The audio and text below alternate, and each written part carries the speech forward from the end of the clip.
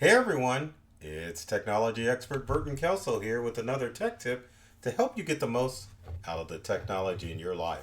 Today we're talking about NFTs, or non-fungible tokens. And unless you've been living under a cave, you've probably heard the term NFTs. And for a long time I've wanted to do this video, but I had to put it in a way that would be understandable by the average person. Because as you know, my tech tips are designed for non-tech people. So with that in mind, let's get into NFTs and non-fungible tokens so that you can kind of get an idea of what the heck everyone's talking about when next time you hear the word NFT. Now NFT, as I said, is a non-fungible token, which essentially means that it is a digital device that once uploaded to a blockchain, then it isn't able to be modified in any way, shape, or form.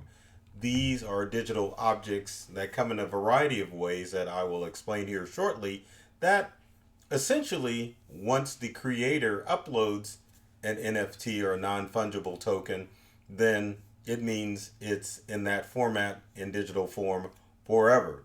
Many of the pictures that you see online and other online and digital items can be uploaded to the web, and obviously you can modify them, like memes or pictures that you see uploaded from specific websites. Some of them are property of people, others are graphics that people will upload for others to use. But once it becomes an NFT, then that means that no one can modify it, especially if it's uploaded to a blockchain, which brings up the question, what the heck is a blockchain? Well, blockchain is essentially a format that allows people to keep track of digital items once they upload to the web. Now, there are several blockchain services that you can use if you want to upload your digital content or your NFT to the web. Some of those blockchain companies include Ethereum, Hyperledger, OpenChain, and Multichain, as my mouse wiggles all over the screen. Now, one of the things that you should know about NFTs too is that they work with cryptocurrency, meaning that if you saw an NFT that you wanted to purchase and you wanted to make it yours, then you would have to deal with NFTs in cryptocurrency. Now is the dying question, is an NFT like cryptocurrency? No, it is not. Cryptocurrency is electronic currency, which means that it's a digital form of money. An NFT, on the other hand, would be, I'm trying to get an example here, would be a digital copy of something like this. So think of it as an NFT as something that is tangible and as a collectible, but cryptocurrency is a form of money. And if I had some money laying around this desk, I would hold up $1 to kind of let you know that that's what it's like. So the big question is what kind of things can be turned into NFTs? Now, there is a lot of digital things that can be transformed into an NFT, and we'll go through the list here now. So the first thing that you could upload and make an NFT is music. So let's say you're an artist and you want to upload your music to a blockchain. What you can do is record your music as an NFT, upload it to one of the blockchain services. Once that file is uploaded to a blockchain service and you have your digital wallet connected, then if someone hears that piece of music and says, man, I want to own that, then they can actually purchase that digital file, and it's theirs, or the loan, depending on what the conditions are, which I will show here in a second. Now, one of the most popular forms of NFT is actually a digital painting, and it would be better if I showed you the Wikipedia article so that we can go through the details of this piece of artwork that is now digital. So here's the Wikipedia article on every day's the first 5,000 days. So as you can see from the article here, it was created by a man by the name of Mike Winkelmann, but he's personally or professionally known as Beeple. So basically, the work is a collage of 5,000 images that Winkelmann created for his Everyday series. And the big thing about this is this piece of artwork sold for about $60 million as an NFT, which really brought NFTs to the forefront. Now, since this is kind of digital property, we can click on the artwork so that you can kind of get an idea about it. But there it is. There's an NFT, an example of it. And if we go back to our Wikipedia article, let's go back a little bit.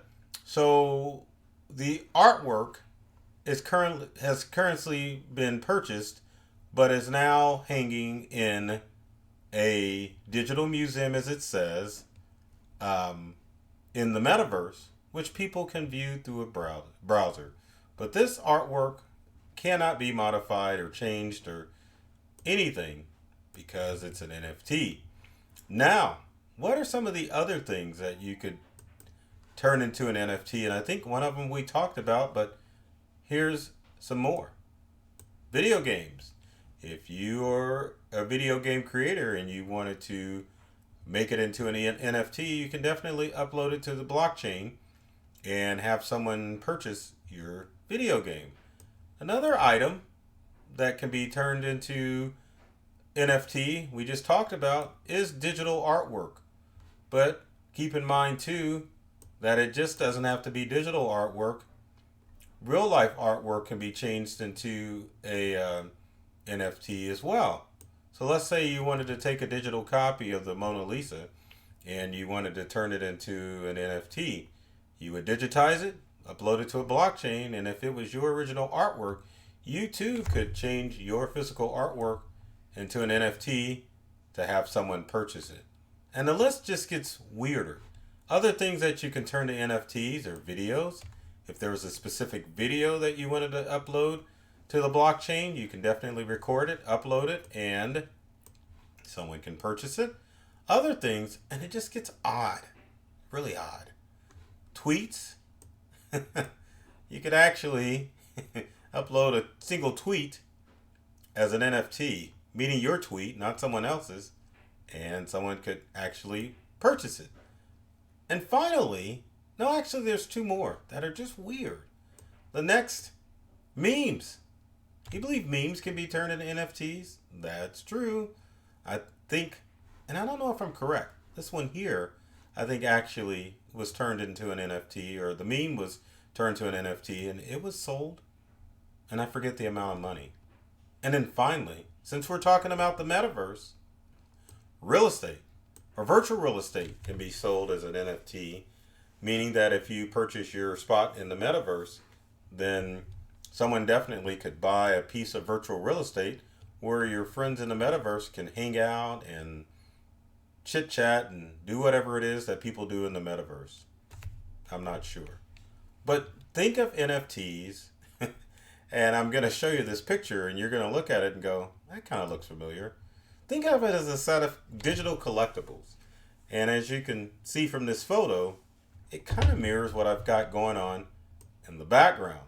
A bunch of collectibles that obviously are not one of a kind, but an NFT is considered a one of a kind item in digital format, which means, or which shows why people are so after these digital forms of artwork. Also, the trade value of NFTs. Just the simple fact that if you create something, whether it be a game or digital or physical artwork, or even music that's considered one of a kind, then obviously people in the digital space are going to want those items, and that's what makes them somewhat profitable. If you figure an NFT, a non-fungible technology, can be something that someone desires and will pay a lot of money for, it stands to show why more people are getting involved with NFTs. So let's say you wanted to make an NFT. How in the heck would you make that happen? Well, courtesy of the Motley Fool, there's a great, not meme, infographic that I found that shows you how to do it. We'll walk through the steps. So, number one, like I said, it has to be a digital asset that you own the intellectual property rights to. So that means it's not something that you found on the internet. It's something that you actually have the intellectual property rights to. Whether it be music, pictures, meme, you name it. If you own it, you definitely can digitize it and put it on the blockchain. So step two is determine or choose your blockchain and determine the blockchain technology you need to use for your NFT. I'm not going to go into details here. That's kind of up to you to figure out which blockchain you're going to upload your NFT for. Now, NFT are two. So NFTs, obviously, once they're in a blockchain, there's a digital transaction that shows that it's your intellectual property, and you're the one that owns that piece of NFT that you've uploaded to the blockchain. So next, you need to set up your cryptocurrency. So don't think that you are just going to upload something and then someone's going to deposit money into your real-time bank. Doesn't work that way. You've got to have a digital wallet set up. So if someone actually purchases your NFT, then you'll be all set to go, and it'll turn into, or you'll get paid in cryptocurrency, because that's how NFTs works. So another thing that you need to do is to set up your marketplace. So find a platform so that you can pay the fees to mint your NFT and hold off any sales, or hold any sales proceeds. So there's a marketplace for NFTs. So the marketplace is different than your blockchain, because your blockchain just shows that you are the owner of it and that you went through the process of uploading your NFT to blockchain. Marketplace is where you actually sell your item. But since it's digital, you've got to make sure that there's a footprint showing that you own the intellectual property and that you've actually uploaded this digital item to the web. So your next step would be, once you've chosen your marketplace, you can go step by step from whatever marketplace you choose to convert your NFT into a marketable NFT. Makes sense, right?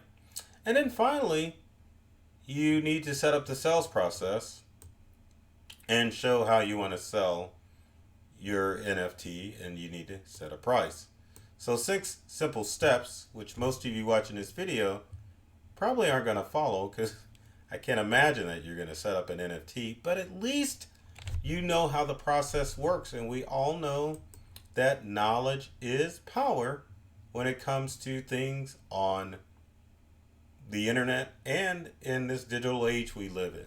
And then finally, what are the pros and cons of doing NFTs or working with them? Well, the pro is that they're fairly easy to create. Remember, it just has to be your intellectual property and something that you want to convert to a digital format. That's simple. And since they're popular, if you create something that's desirable in a digital format, you might find a buyer. So that's the pros.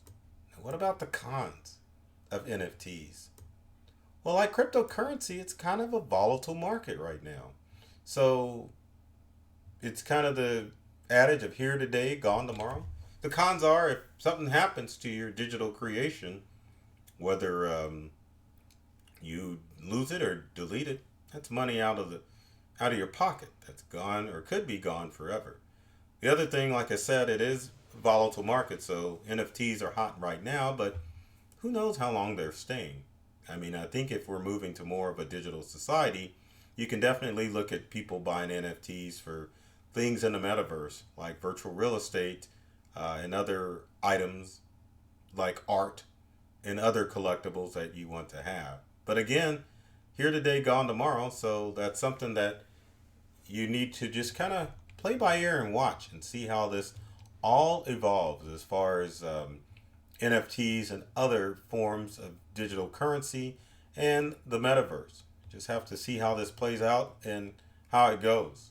So with that said, I hope I have given you some information about NFTs if you didn't know about them already, because everyone's talking about it. So a lot of those internet acronyms sometimes slip by us, and I think we become more of a better digital society once someone's able to dumb down some of this stuff that's going on in the metaverse and the real world, et cetera, et cetera. If you have any questions, you can definitely leave me your comments or questions down below in the comment section.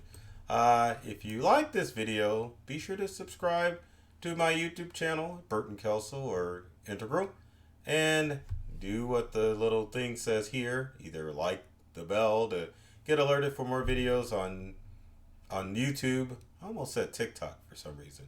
But also make sure that you're sharing this video with your family and friends so that they can get tips that are going to help them get the most out of the technology in their life.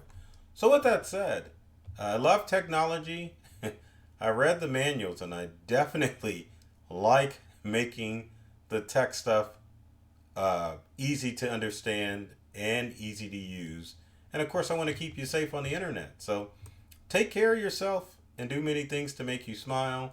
And thanks for watching.